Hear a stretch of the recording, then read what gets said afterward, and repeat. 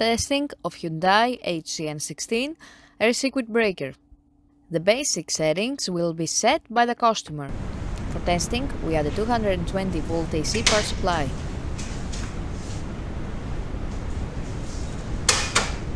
At first, we trip the breaker manually.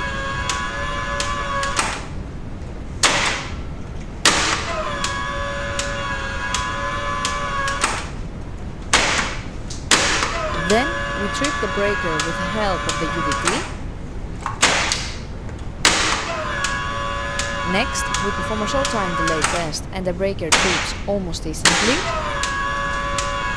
And lastly, we perform a long time delay test and the breaker trips.